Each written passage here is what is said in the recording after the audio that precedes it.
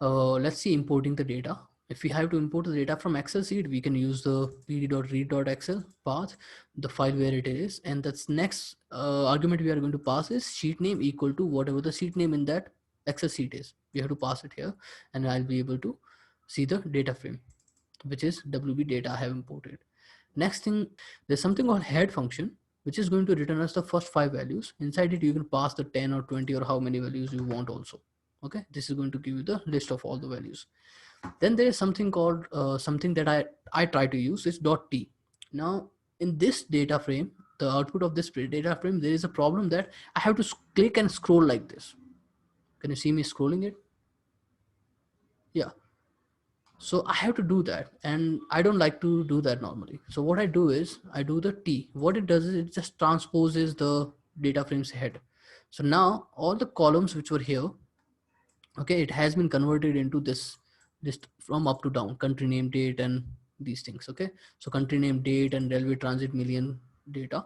So country name, date has been converted. So everything which was in horizontal has been converted into a vertical place. So now I have to just train my mind to understand it, what I'm trying to comprehend, but I can just scroll it from up to down and I can see all the observations.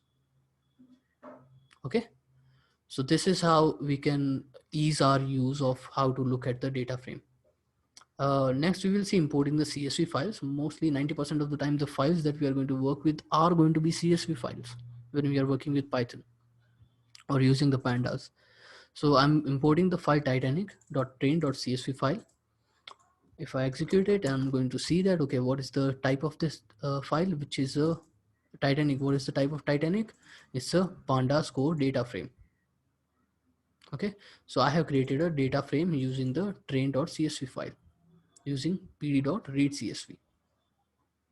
Okay, so basic checks in pandas, we are going to check the head. So we are checking the observations.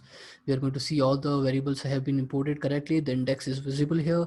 We are going to use the tail to see the last few observation, head to see the first few observation. We can also use something called dot sample also to see random values here also. Then we are going to use something called shape to see, okay, what is the size of the data frame. Okay, there are 891 observations and 12 columns. Okay, and there's a difference between, there is something called shape and tail. Okay, or shape and head. This thing head and shape. So shape is an attribute, okay, and the tail is a function. So when we created this Titanic thing, right, so the shape actually got created right then. Okay, it was stored in the as a property, but when we are calling the tail, it's going to doing some performing some operation, and it's just looking for it, it's going somewhere and it's finding it, and it's performing an operation to give us these last 5 lines for us. Okay, that's how the functions are going to work here. Let's move to the columns. If you want to find the columns, we can use just, the name of the data frame dot columns is going to give us the column object, something like that, and we have to convert it into a list so it looks usable to us. Next is if you want to see the data types, we can use the D types here. Types won't work directly here. For each and every column, if you want to see what is the data type, we have to use the data frame name dot D types here.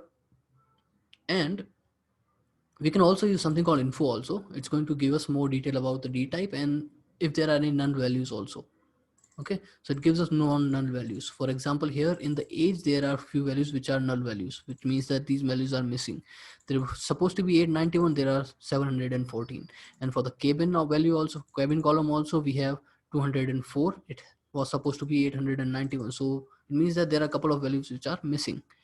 Now, here we see that there are two kind of data types we see. One is int and float based, and another one is object. So numerical columns are all integer and float. It's going to look like this. Anything that you see as object is most probably is going to be a string kind of data type. For example, names is an object, so this is a string, right? Sex is a string here. Okay, the ticket is also a string because it has been written that ticket is an object. Okay, so all the object things you see are going to be kind of strings, and for the numerical we will see int 64 or float 64. Okay, there is one more. Anybody has any questions so far, like the till the basic checks? No, sir. Yeah. Okay. Perfect. Next, let's move next to the columns.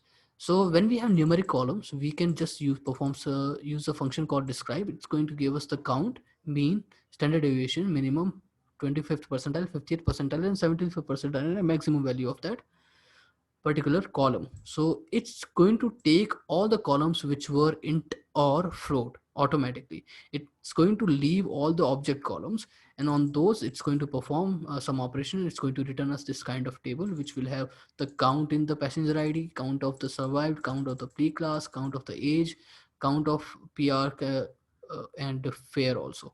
Okay. So and mean, standard deviation for each of those, it's going to return us. So this is called descriptive statistics. It's going to give us, okay, what is the statistics of this particular column. So for numerical columns, we use the describe function. Okay. And if you want to check the missing values, we can use the dot is null, and then we perform dot sum. It's going to give us the number of missing value in each and every column there. Okay. So for example, if I executed this, passenger id has 0, Survive has 0, but age has 177 missing values, and cabin has 687 missing values, and embarked has 2 missing values. Okay, age and cabin has some missing values. The rest of the things are pretty fine. You can get away with those. Uh, any But questions so far? can we do it for a specific column if we want to take some abnormal value? Yeah, we can do that. We can do that. We will see how those things can be done.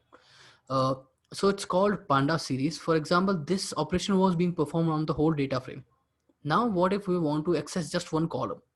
Okay, so how we do that is there are two ways to do that. So Titanic, and I want to access the column P class. Okay, so there are two ways to do that. One is dot and the name of the class, you write it, and you will be able to access the whole P class here. So this column we are able to access. Another way is passing it as a square bracket.